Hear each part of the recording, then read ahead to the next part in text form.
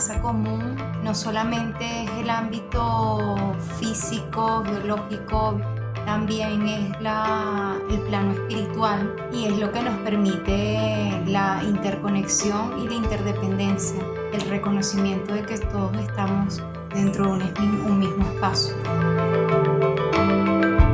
La causa en la que yo estoy implicada es en la visibilización de todo lo que está ocurriendo en los territorios de la Amazonía, tanto venezolana como las repercusiones que eso tiene en el resto de los países que comparten la Amazonía.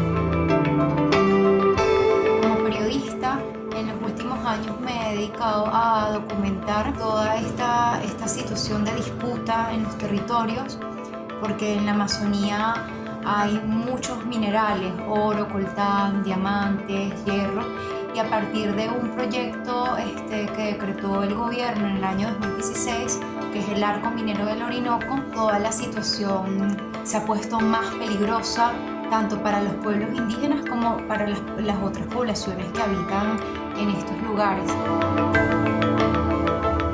Acá en la Amazonía venezolana ni siquiera estamos hablando de transnacionales, de corporaciones, sino que estamos hablando de grupos al margen de la ley, de grupos armados irregulares que están controlando toda la actividad. Esto tiene muchísimas consecuencias en cuanto a la contaminación de las fuentes de agua, se está fragmentando los territorios y los pueblos indígenas, sus organizaciones.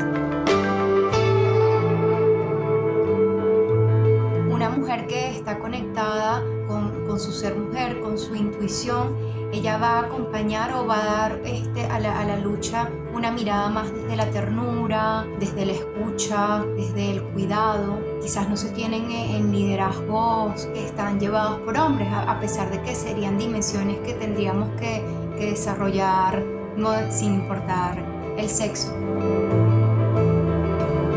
La mujer también nos permite develar que en el fondo la crisis climática es una crisis de los cuidados. ¿Por qué? Porque no están distribuidos con corresponsabilidad, no están distribuidos equitativamente.